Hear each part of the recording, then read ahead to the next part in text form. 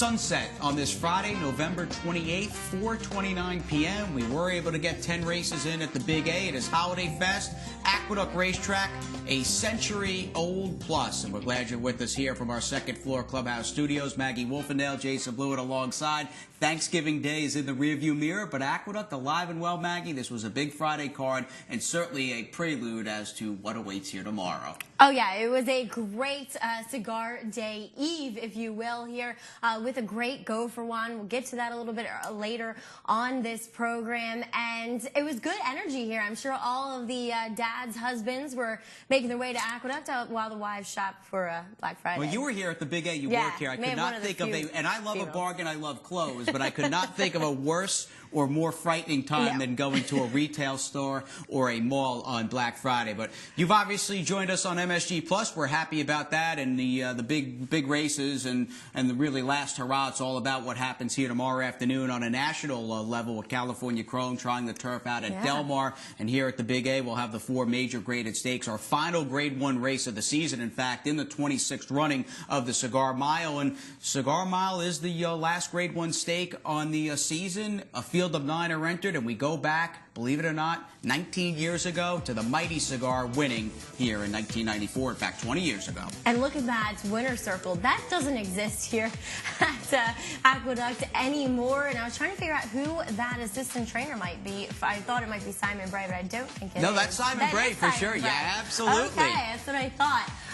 But he is the mighty, he is the unforgettable, he is basically the immortal cigar here, and that's why this race is named after him. Yep. Rightly so. It is a nice way to end this, the big season here. Passed away last month, of course, a 2-time Horse of the Year at the age of 24. He's a runner we will never forget, iconic. He will have his namesake here tomorrow afternoon.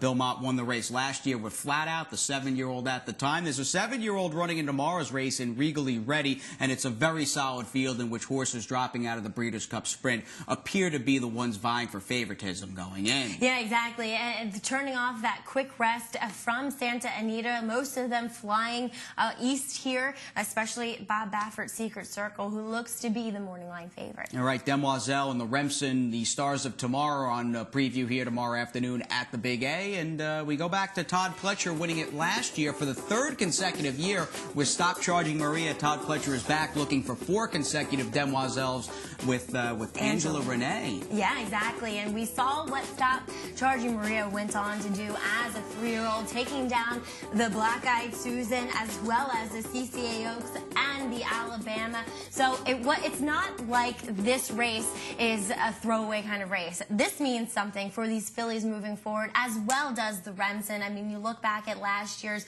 with Honor Code and Cairo Prince. Though they didn't have as promising of 3-year-old seasons, look what Honor Code did coming back. I think he's a horse that we can look forward to running around here now as a 4-year-old. Absolutely. We'll preview both the Demoiselle and the Remsen. Of course, the Cigar Mile a bit later in this Friday edition of Aqueduct Insider, but we got to get to today's card. Again, 10 races. We began with the first race post of 12 noon. Fillies and Mares were in the spotlight in the $300,000 Go for Wand, and that's where we are headed now with John Abrial in the booth. Carrera, la partida no demora. Se dio la partida a handicap. In the Go for One handicap. And there is a Sweet Whiskey who's away well and out for the lead. Classic Point is right alongside and running in second. Just in behind is Geeky Gorgeous. On the extreme outside, there's Playful Love, Zucchini Flower. Down towards the rail is Tappett's World now moving up. They've crossed over and are on the main track. And it is Sweet Whiskey, the leader. Classic Point, Tappett's World, right together, second and third. Then the trio of Geeky Gorgeous, Zucchini Flower, and Playful Love. Endless Chatter runs in 7th. Willits in between horses in 8th. Princess Violet is 9th. Moment in Dixie is on the outside in 10th. And the trailer is Street Girl in 11th.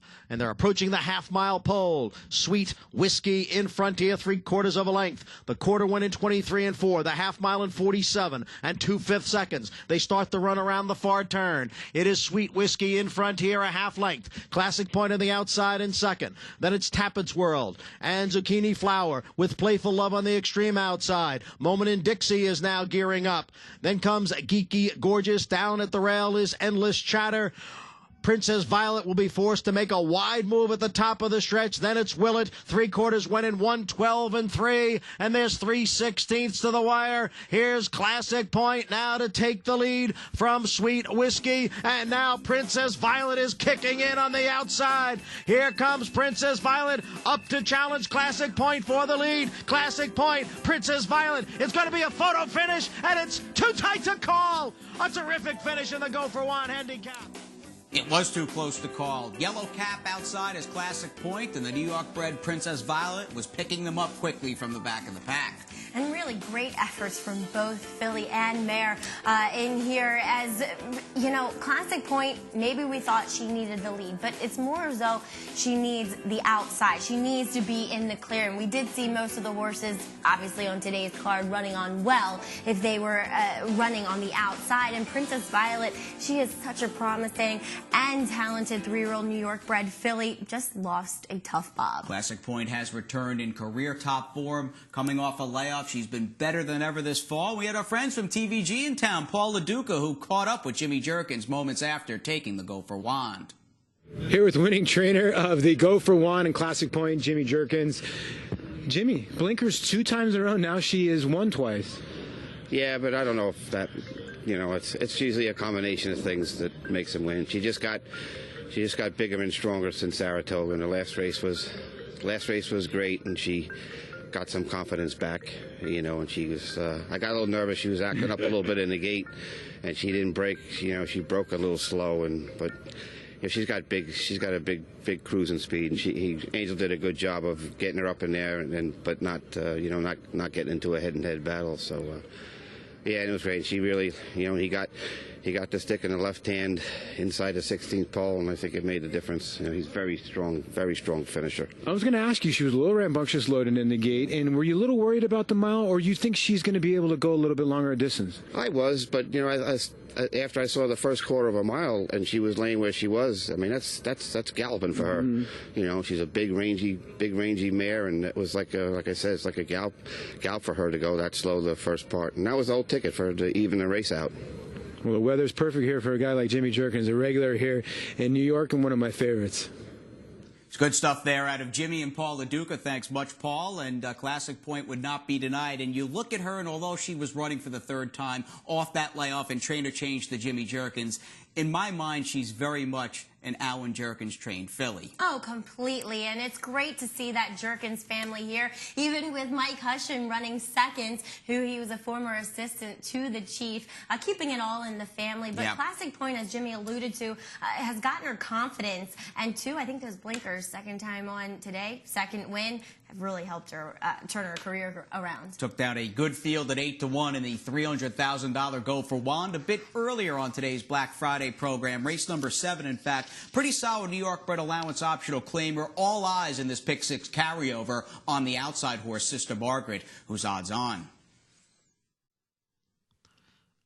And they're off. Shea Darby is going out for the lead. Elmra on the extreme outside is Sister Margaret. Then Spin It to Win It. Down at the rail is Run-a-Dub-Dub. Broadway Music Gal trails the field in 6th. Then the gray, Elmra, has now taken over the lead from Shea Darby. Sister Margaret, extreme outside. Spin It to Win It now moves up a spot. Run-a-Dub-Dub, and 3 lengths to Broadway Music Gal through an opening quarter mile in 23 2/5 seconds. Elmra is the leader as they go around the far turn. Elmra by a length. Shea Darby in pursuit in 2nd. Sister Margaret, the odds-on favorite, is on the outside of Spin It to Win It. Then a break of 5 to the 2 trailers, Run-a-Dub-Dub, and a Broadway Music Gal. They move for the top of the stretch, the half, in 47 1/5 seconds. It's Elmra, Sister Margaret up on the outside. Spin It to Win It down at the rail. Shea Darby is back running in 4th. Here's Sister Margaret now to take the lead with 1/8 of a mile to the finish. Spin It to Win It down at the rail. Elmra back in 3rd. And Shea Darby. Sister Margaret is clear by 3. And it will be Sister Margaret at 3-5. Spin It to Win It was 2nd. Then Elmra. Sister Margaret by a lot. Big odds-on favorite from the outside, and a good effort, Maggie, powering away for rivals in race number 7. Yeah, that's exactly what I thought of her here, Jay, as she's now 3 for 4 lifetime. This is a very talented and promising filly for Nick Essler. It'll be interesting to see where she goes next, because she's run fast races, and this seemed to be just another one. So, stakes company next? Yeah, good number of lightly raced, if you will, talented 3-year-old New York bred fillies late in the season. Princess Violet, obviously, in the Go for One, but Sister Margaret is A-OK, and I think she's a horse on the improve. Erod Ortiz Jr. was up from that outside post as we just get things underway on MSG+. It's Maggie, myself, and all of you as the sun sets at the Big A. Stay tuned. We've got a lot more coming your way.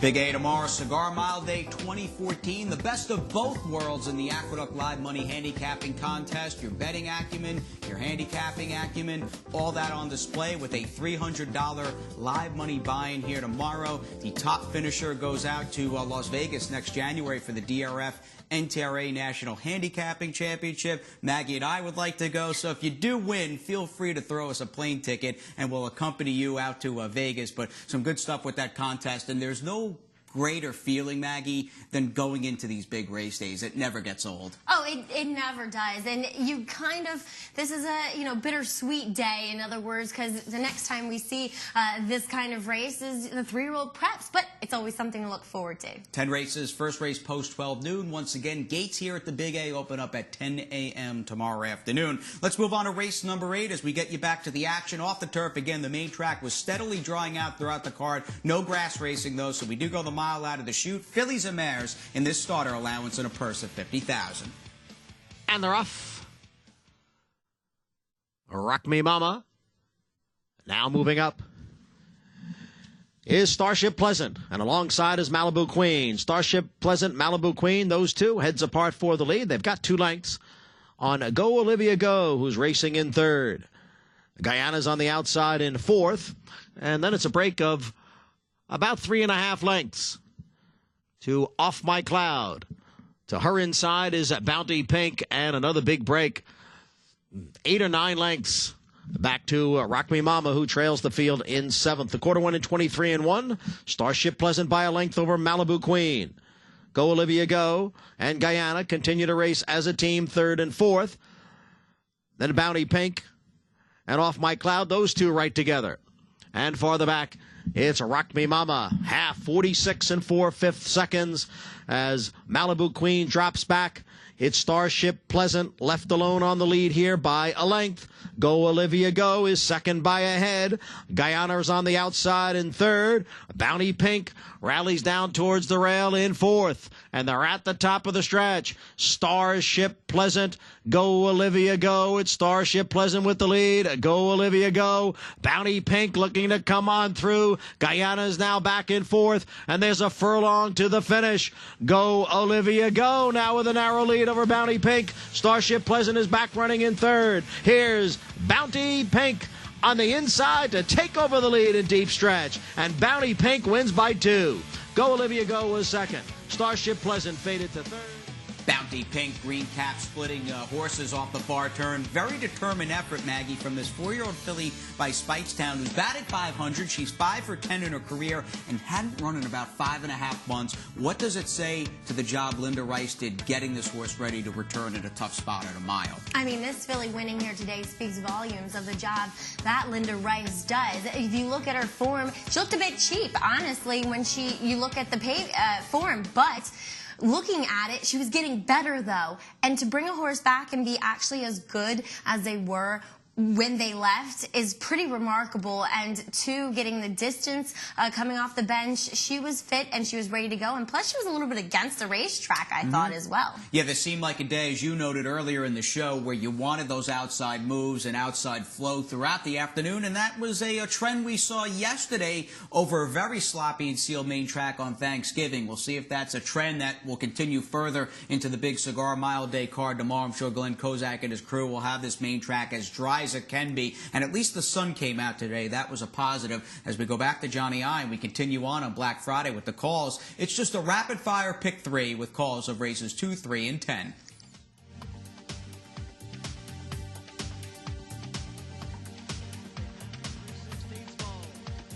5-1 challenged here by the Fruit Dude. The two of them are together. Masalimo on the outside. And now there's running room for Flat Lever down at the rail. A 16th out. Hampton 5-1 on the outside. The Fruit Dude. It's between those two as they come for the wire. And it's a photo finish. A head bob at the end. Ginny's Gray moving up on the outside to challenge. Agawa digs down at the rail. Lots of noodles. Ginny's Gray on the outside. Farther back, it's Neolexia. Agawa holding on to the lead over Lots of Noodles. Ginny's Gray is third. Agawa in front as they come down for the wire. And it's a wire-to-wire victory for Agawa. Lots of Noodles second. Then Ginny's Gray, Neolexia, Maxana, and Queen Corey. Half and 48-1. Moldavite on the outside. And Glenbrook down at the rail. And here's Rose Quartz now up to challenge. Bossy Boots is coming on. Stonely Heart is looking for racing room. And even Betty, who was way back in last, has now made the lead in the stretch. Here's Even Betty to draw away the first-time starter. Even Betty upsets the field at 10-1 in the finale. Bossy Boots. Even Betty at a lot better than even money in the last. $22 first time out. A filly by Stephen Got Even for trader Bruce Levine and Erod Ortiz Jr. up. She was covered in the pick 6. No double carryover in a Cigar Mile day. But we saw some tight finishes on the afternoon. Good thing that photo finish camera was working. We got the go for Wand out of the way. What about the maiden claimers for Statebreds that ran in race number 2? The Fruit Dude would not be denied as we take a look back over Hamden 5-1. You had liked off appearance the Fruit Dude in the paddock, a turf horse. What did you like about him at this point in the year trying the dirt? Honestly, Jay, this is just the best I'd ever seen this horse look, and comparatively with his competition, he looked the best by far. And always when horses try a surface early on in their career, I'm always willing to give them a second chance on it.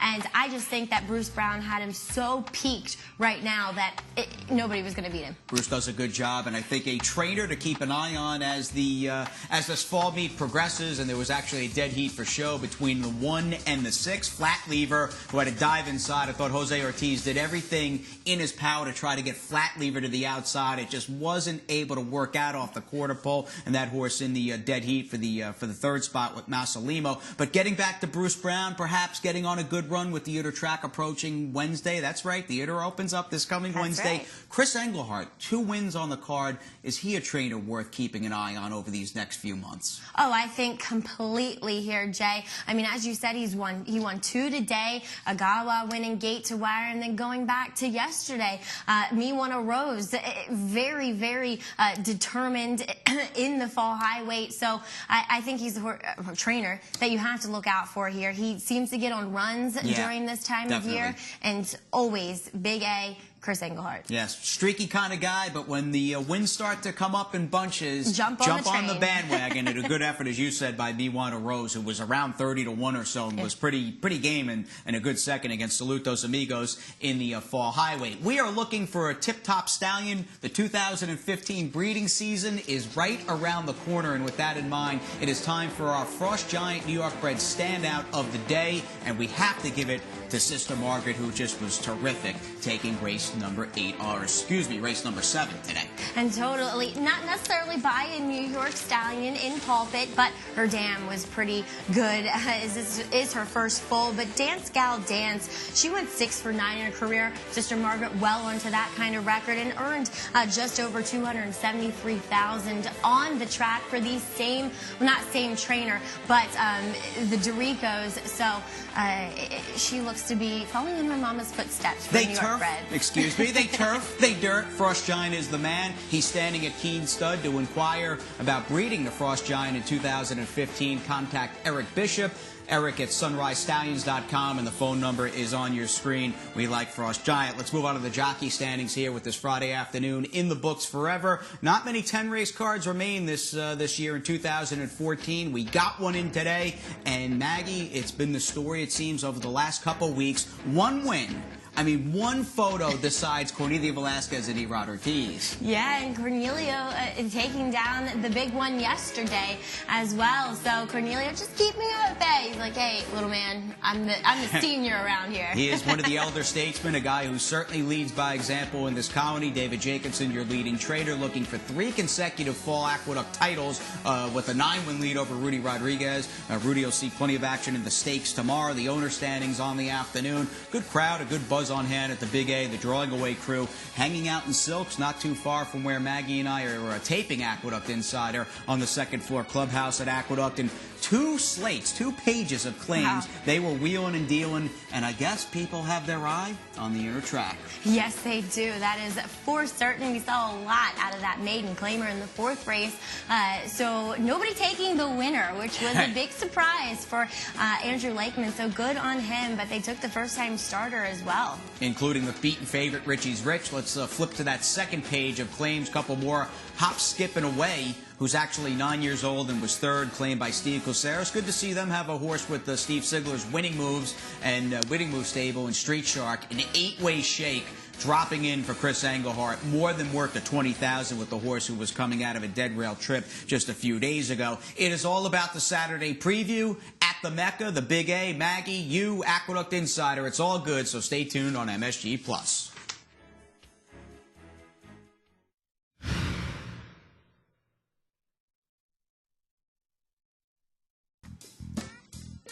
Getting dark outside, days are getting shorter. The inner track opening day on Wednesday, that card is drawn, but they're obviously drawn for tomorrow's 10-race extravaganza. 4 major graded stakes, the $200,000 late pick 4. Maggie Wolfendale, Jason alongside. Glad you're still with us. We're nearly at the 16th pole on this Friday edition of Aqueduct Insider, so let's get right into it. Our race 4 preview tomorrow, the Cumley Stakes for 3-year-old fillies. Let's go back closing day at Belmont Park and to turn back the alarm with Dame Dorothy and Catch My Drift. A lightly raised filly in here for Bobby Flay and Todd Pletcher. She was impressive in here, Jay. I thought she actually had a little bit of trouble on the backside, sat off that pace and powered through this stretch. And Catch My Drift, a filly who I've not been the biggest fan of, I will admit, but she's an out-and-out grinder, and she might appreciate getting around the 2 turns tomorrow. Was today's Go for Wand a harbinger of things to come? Well, the Chief, Jimmy Jerkins, and Joe Shields right back at it with House Rules. And this was a total confidence booster for House Rules, much like we saw with Classic Point last time out in the Pumpkin Pie. And this filly could be sitting the right kind of trip here tomorrow. Good group of 3-year-old fillies, purse of $400,000, and we'll see what shakes out. Minus Sweet Reason. I was a little upset not to see her in the entries. We'll look forward to her next year as a 4-year-old. Let's get on to the 2-year-old fillies in the Demoiselle, beginning with Angela Renee, one of 2 Grade 1 winners in the cast. Can she rebound off a debacle out in the Breeders' Cup? It was a debacle. It was bad. But the Chandelier, she did get a perfect trip, though, Jay. She just sat the pocket behind the pace, angled out, and cruised home here for Todd Pletcher. We'll see if he can bring her back to what she was. If anybody can do it, Todd can. Jacaranda's unbeaten in a pair of starts, has a win over the main track, going a mile and attempted. Yeah, her races have been on the slower side comparatively with some of her, lower price competition here. But what has she done wrong? She's shown that she can race. She's shown that she can win on the front end. She's probably not going to get the front tomorrow, but I don't think that will bother her. And Mike Hushin, he just does great things. She will complete the field post 8 of 8 in the Demoiselle, which goes as race number 8. Well, what about the boys? Race number 9, the Remsen, usually a harbinger of things to come. Actually. I forgot Gap Year. I'm sorry, Bernardini filly. How could I forget this blue blood for Kieran? How could you forget this ride? Yeah, what do you think? What do you think of Gap Year? She wanted to win a lot more than her jockey did, in my opinion. I mean, she was just under a stout restraint, being check. Julian Lake-Baruch, he doesn't like being up towards the front end, and it was pretty evident on Gap Year.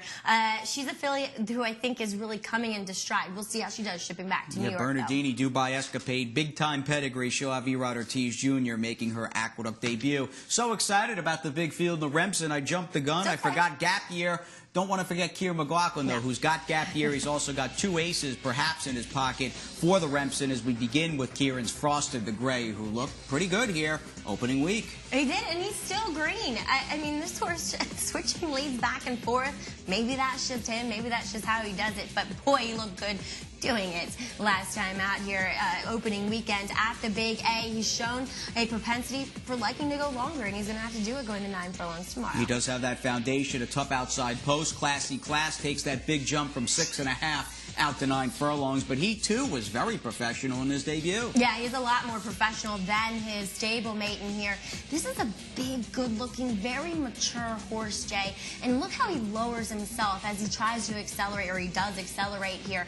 I really like this horse, and I hope that my feeling about him is proven true tomorrow. New York breds, and we saw some good ones throughout the fall at Belmont Park. The 2-year-old prize, the Sleepy Hollow, went to Ostrolenka, who was 3-5 for Todd Pletcher. And fast tracks and going longer have really suited Ostrolenka here. He's also going to have Market Conduct in the race, or I should say Chad Brown has Market Conduct in the race, who seems like an out-and-out grinder. So maybe this 2 turns, 9 furlongs will suit him as he looks to have an outsider's chance. Son of Musket Man, the first ever winner for Musket Man. He's owned by Eric Fine, a guy who I believe lives in Syosset. He'll have the big crew out here, and Aqueduct will be rocking on Cigar Mile Day. And we're all out to see what happens in race number 10 of 10, the Grade 1 $500,000 Cigar Mile. The headline replay, if you will, is the Breeders' Cup Sprint with Secret Circle, Private Zone, and Bourbon Courage. Yeah, Secret Circle, he ran a great race. He ran a winning race. He tracked the leader, who was the eventual winner.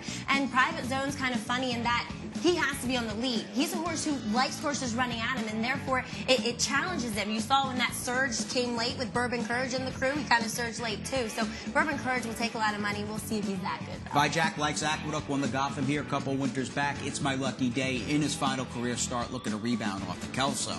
Yeah, and Vijack, this is a great performance for him. He had a great trip, don't get me wrong, but this 1-turn mile for him, I think, is absolutely ideal. He's running over his home track. Reed Rodriguez trains here. It's My Lucky Day. He was probably exhausted from that Woodward, and he may have needed this time off that he's going to get, and I like him coming back as well. All right, we start the late pick 4 with the $200,000 guarantee with the big favorite in Pulling G's. There is a man that says that horse is vulnerable. That man, Andy Serling, is standing by to tell us who's going to beat Pulling G's.